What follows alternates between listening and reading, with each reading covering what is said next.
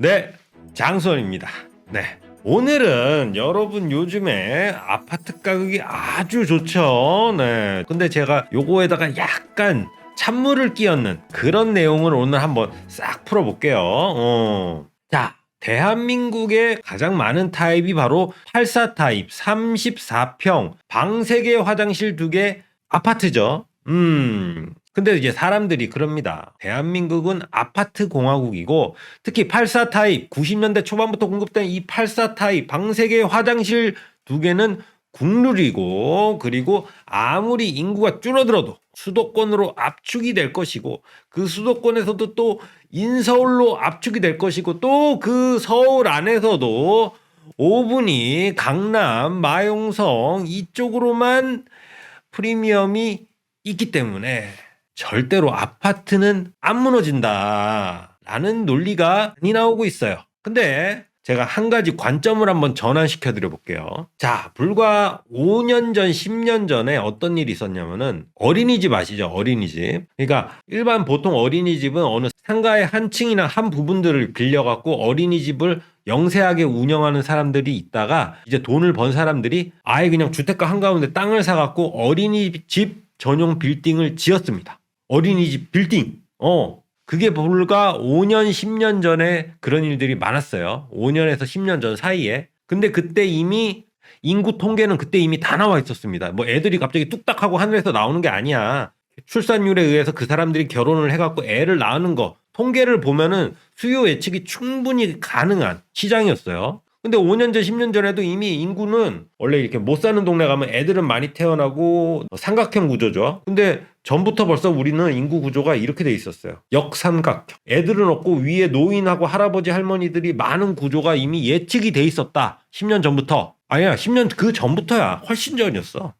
통계에서는 입증이 돼 있는데 그때 어린이집이 돈이 되니까는 이 사람들은 무슨 생각을 했냐. 아무리 애들이 줄어들어도 고급, 프리미엄, 남들보다 더 좋은 거를 노리는 수요는 반드시 있을 거다. 저 어중이 떠중이 상가 빌려갖고 하는 어린이집들은 다 이제 집에 가고 나같이 통건물로 내 빌딩에서 하는 프리미엄 어린이집은 살아남을 것이다. 이 소리를 했는데 지금 빌딩 시장에 어떤 일이 생겼냐면은 이 건물은 지을 때부터 어린이집이 천년 만년 갈 줄 알고 어린이집에 맞게끔 용도로 지어놓다 보니까는 어떻게 되냐면 입지도 상가 입지가 아니고 그리고 구조도 일반적으로는 상가나 오피스로 전용할 수 없는 어린이집 특화된 구조로 되어 있어요. 그러니까 전환이 안 돼. 뭐 이거 바꿔갖고 뭐 쓰려고 해도 쓸 수가 없어. 그러니까 여러분이 지금 빌딩이라고 나왔는데 빌딩 보러 다니신 분들 중에서 어디 빌딩이 싸고 좋은 게 나왔다고 가봤더니 구조가 이상해. 거실이 이만하고 중간에 방 조그마한 게 있고 막 사다리가 달려있고 화장실은 또 이만하고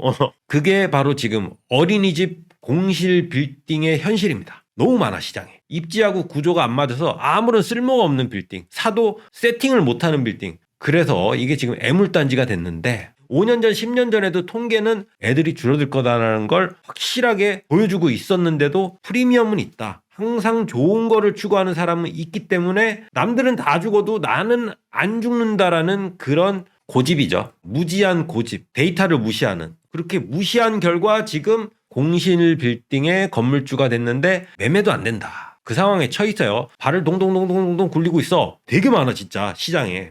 그러면 다시 우리가 좋아하는 아파트로 돌아와서 아파트의 기본은 84 타입입니다. 국민평형 34평 방 3개 화장실 2개 90년대부터 노태우 정권 때부터 아파트를 대량 공급할 때 4인 가족 기준으로 세팅을 한 게 이 84 타입이에요. 그런데 대한민국에서 지금 1인 가구 혼자 사는 사람이 벌써 30% 40% 이렇게 왔다 갔다 하고 있어요. 이미 이 정도야. 내가 보기에는 10년 안에 한 70%까지 갈 것 같아. 지금 뭐 사별하면 혼자 사는 노인들도 많아지고 지금 중장년은 또 이혼해갖고 혼자 사는 아줌마 아저씨들도 많아지고 있고 대부분은 시집장가 안 가고 있어요. 애도 안 낳아요. 그러니까 혼자 사는 사람들이 너무너무 많아지고 있단 말이야. 지금 3, 40이지 앞으로는 60, 70 쭉쭉 우상향할 수밖에 없는 구조로 가고 있다. 아까 말했죠. 어린이집은 통계를 무시했어. 그리고 지금 아파트도 통계를 무시하고 있죠. 우리는 이러한 구조. 우리는 이제 삼각형 구조가 아니야. 역삼각형이야. 애들이 밑에서는 이제 점점 사람이 줄어들고 있고 위에만 가득 차 있는 구조로 가고 있다는 거죠. 근데도 아직도 84 타입 4인 가구 기준으로 아파트를 공급하고 있고 아파트에 투자하는 사람도 84 타입으로 투자하고 있죠. 그러면서 나는 절대 안 무너진다. 나는 수도권 아니고 나는 서울 아니고 서울 안에서도 마용성 강남이니까 나는 절대 안 무너진다. 수요는 항상 있다. 좋은 거 프리미엄을 원하는 사람은 언제든지 있다라는 거를 맹신하고 있죠. 근데 요즘에 어떤 일이 생기냐면 소득 수준이 올라가고 투자할 데가 없으니까는 84 타입 아파트를 사서 혼자 사는 사람, 그리고 또 아이들 다 떠나고 부부가 사는데 84 타입 살면서 노인네들이 야, 집이 너무 크다, 이런 경우들이 되게 많아요. 근데 이게 어마어마한 비효율적인 거라는 거를 여러분이 간과하고 있습니다. 여유롭게 살면 좋지, 그게 아니야. 그거는 어중이 떠중일 때 이야기고, 한번 들어보세요. 지금 내가 사는 집 안에 방이 하나, 두 개가 놀고 있잖아요. 그러면 그게 어떤 의미냐면은 한 달에 지금 수십만 원에서 수백만 원이 날아가고 있는 겁니다. 지금 아파트가 30억 40억 하는 시대에 방 한두 개는 그냥 공실로 방치하는 거, 창고처럼 안 쓰거나 옷방처럼 쓰는 게, 그게 어마어마한, 이게 빌딩이었다 그러면 어마어마한 월세가 나와야 하는 수익 상품인데 그냥 집이라고 해서 여유롭게 산다는 개념으로 그걸 방치하고 있는 거죠. 한 달에 수십만 원에서 수백만 원이 하늘로 사라진다고 생각해 보시면은, 손해라고 생각해 보시면은, 내 통장에 있는 돈이 빠진다고 생각해 보시면은 정신이 번쩍 듭니다. 근데 그게 또 공짜가 아니에요. 왜? 평형이 커지면은 관리비도 올라가죠. 그리고 냉난방비도 올라가고, 그리고 장기수선 충당금도 더 많이 넣어야 합니다. 비용이야. 세금도 더 나와. 안 쓰는 방을 굴리면서 내가 월세 상당의 돈도 지금 손해를 보고 있는데, 다른 비용들, 세금이나 각종 관리비나 비용들에서도 손해를 보는 아주 비효율적인 구조가 돼버린 거죠. 근데 왜 우리가 그러면도 불구하고 84 타입 아파트에 살 수밖에 없는 구조가 뭐냐면은 대체제가 없습니다. 대체제. 그 84 타입 아파트의 그 주거 환경, 우리가 원하는 그 스탠다드한 깔끔한 주거 환경에 대체제가 없어. 아파트 말고는. 그러니까 우리가 아파트에 올인을 하는 거야. 이미 10년 전에도 어느 정도 검증이 됐어요. 역사를 거슬러 올라가서 한 10년 전에 이명박 대통령 때 어떻게 했어? 보금자리 풀고 그린벨트 풀어갖고 90년대 노태우 이후로 아파트 물량을 대량으로 때려 박은 사람이 이명박이죠. 공급을 그때 한 거고, 실제로 입주는 언제 했어요? 박근혜 정권 됐어. 그래서 우리 박근혜 정권 2013년 이후로 기억하는 사람들은 알 거예요. 아파트가 남아돌아. 막 할인 분양하고 아파트 세일, 박인 세일 막 싸게 해주고, 뭐 이것 주고 저것 주고 가전도 때려주고. 그래도 아파트가 안 팔리니까 미분양 악성 재고가 쌓이니까 어떻게 해요? 정부에서 양도세도 풀어주고 취득세도 풀어주고 대출도 풀어주고 다주택자 보고 더 사라고 장려까지 했죠. 아파트가 남아돌던 시절의 이야기야. 근데 그 이야기가 본론이 아니라, 그때 어떤 일이 있었냐면은 아파트 이제 전세나 월세가 특이한 점이 있었어요. 매매가는 분양가 때문에, 매매가는 59 타입, 84 타입이 어느 정도 그 차이가 있긴 있어. 근데 전세나 월세는 59나 84가 거의 붙어 있었어요. 별 차이가 안 나. 그리고 59가 더 귀해, 84보다. 왜? 층값이면은 가성비가 좋고 비용적으로 저렴한 거를 수요들이 선호를 했다는 거죠, 이미 그때. 그래서 59 타입으로 사람들이 가지 84 타입은 남아 돌았다, 그때도. 실제로 10년 전에도 인구 구조상 1, 2인 가구들은 관리비나 여러 가지 비용 면에서 저렴하니까 59 타입을 더 선호했지 84 타입을 선호하지 않았던 거죠. 근데 우리는 아직까지 아파트의 스탠다드는 84 타입이라고 프레임이 씌워져 있으니까 84 타입으로 서울 수도권 안에 있으면은 안전하다, 투자로서는 전혀 우리가 손해볼 일이 없다라는 강력한 프레임에 갇혀 살고 있었던 거죠. 근데 여기서 정권마다 이게 아파트라는 게 공급한다고 그냥 바로 되는 게 아니라, 일단 착공하면은 삽 떠갖고 이제 3년, 요즘엔 4년 걸리는데, 한마디로 다음 정권에서 입주가 시작되는 상품이다 보니까는 어느 정권이든지 공급 문제가 항상 대두돼서 발등에 불이 떨어지죠. 그때마다 정권마다 주택 공급이 부족하다 그러면은 들고 나오는 카드가 있었죠. 공실 오피스 상가를 주택으로 용도 변경을 해서 준주택 형태로 빠르게 공급을 하자.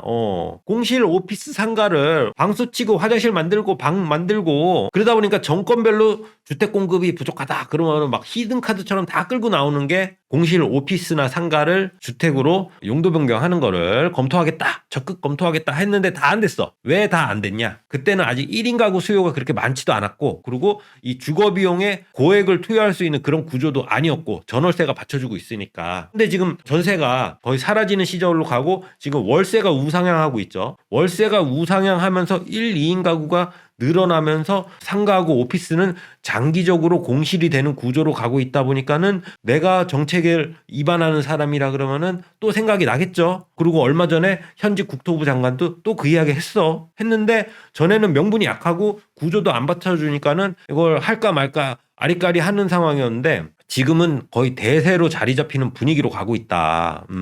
그래서 앞으로 미래 인구 구조하고 거의 맞아떨어지는 상황에서 여기서 해줄 거는 하나밖에 없어요, 사실상. 주차만 해결해주면 돼. 주차 문제만 제도적으로 풀어주면은 이거는 그냥 일사천리로 가는 겁니다. 주택을 상가로 용도 변경하는 건 되게 쉬워. 지금 빌딩에서 탑층에 주인 세대 있는 거 그거는 상가로 용도 변경하는 거는 너무너무 쉬운데 상가를 주택으로 용도 변경하는 데는 일단 가장 먼저 바로 주차입니다. 주차. 상가에서 주택으로 용도 변경하려고 그러면 주차를 확보해야 하는데 땅이 어디 있어. 그러니까 이게 제도적으로 막혀 있는 거죠. 근데 우리보다 미국이 벌써 앞서갔습니다. 미국은 오피스 공실률이 말도 못해. 우리보다 훨씬 더해. 남아 도는 상황이었어. 그러다 보니까 미국에서는 어떻게 했냐면은 부동산 개발업자들이 공실 오피스를 주택으로 용도 변경을 막 해갖고 지금 주택으로 임차하고 있습니다. 지금 유튜브 한번 검색해 보셔봐. 내 말이 뻥이 아니야. 그것도 수년 전 이야기야. 지금 이야기가 아니라. 미국은 그게 가능한 게 미국에서는 우리처럼 주차를 까다롭게 보지 않아요. 왜 까다롭게 보지 않냐면은 우리나라는 지금 주차라는 게 돈 내고 쓴다는 개념이 아니라 어디 그냥 은근슬쩍 걸쳐놓고 공짜로 한다는 그 주차는 공짜가 스탠다드라는 개념이 있잖아요. 근데 미국은 주차가 무조건 돈이고 불법 주차를 했을 때 견인당하면은 장난 아니야. 데미지가 너무 크니까 사람들이 불법 주차를 할 엄두를 못 내고 도심지에는 돈 내야 돼. 공짜로 주차할 수 있는 구조는 거의 없는 거예요. 그러니까는 우리는 공짜, 주차는 공짜라는 개념이 있다 보니까는 정부에서 주차장을 확보하지 않으면은 건물을 짓지 마라, 아파트를 짓지 마라, 주택을 공급하지 마라 이런 식으로 공짜다 보니까는 이게 자꾸 주차가 삐져 나오니까 그걸 막는 구조였다 그러면은 미국은 강력하게 처벌하기 때문에 주차장 안 만들고 빌딩 지은다고 해서 누가 와서 주차를 슬쩍 걸치는 이런 상황이 있을 수가 없다. 그냥 바로 견인해 버리니까 완전히 법을 적용하는 구조가 자체가 틀린 거죠. 그러니까 미국에서는 오피스를 주택으로 용도 변경하는데 제한이 우리보다 훨씬 덜하다. 주차는 일단 해결이 됐으니까. 리모델링해서 공사했을 때 그게 수지 분석해서 그게 수요가 나오고 돈이 되느냐? 당연히 돈이 되지. 지금 뉴욕에 달세가 얼만데 원룸 같은 것도 막 몇백인데 우리도 지금 그렇게 가고 있죠. 전세가 사라지니까 이제 월세가 올라가고 있잖아. 외국의 부동산 개발 업체들도 한국 이거 앞으로 꿀단지가 될 것 같다. 여기 지금 주택 공급하면은 노다지 될 것 같다. 1인 가구가 이렇게 올라가는데 월세도 이렇게 올라가고. 그리고 미국 자체가 왜 그러냐면은 미국은 이 도심지 안에 생활 인프라가 다 들어있습니다. 다 들어있어. 그리고 대중교통이 다 들어가. 그러니까 뭐야? 차가 없어도 사는데 문제가 없어. 오피스를 주택으로 변경을 해도 거기서 살면서 내가 차가 없어서 생활을 못한다. 그런 개념 자체가 없어요. 도심지 안에서 모든 게 해결이 되니까. 미국에 있는 정부 정책도 건물의 용도 변경을 할 때 주차가 필수일 필요가 없다. 그런 논리가 가능한 거죠. 실제 수요자들 삶에 있어서 주차가 그렇게 큰 이슈가 아니고 한국에서 살다 온 정신없는 아저씨가 차 끌고 와서 뉴욕 한복판에 비상등 켜놓고 차 박아놓고 지금 일보러 갔다 오면 차 없지. 그냥 견인이야. 한국 같지가 않아요. 그러면 자 미국 사례 이미 봤죠. 그리고 지금 한국이 그거하고 유사하죠. 지금 형태가 상가하고 오피스가 공실로 돼서 도심지에 상층부에 비어있는 게 많죠. 그러면 미국하고 한국의 차이는 뭐예요? 바로 주차 문제에 대한 대응이잖아.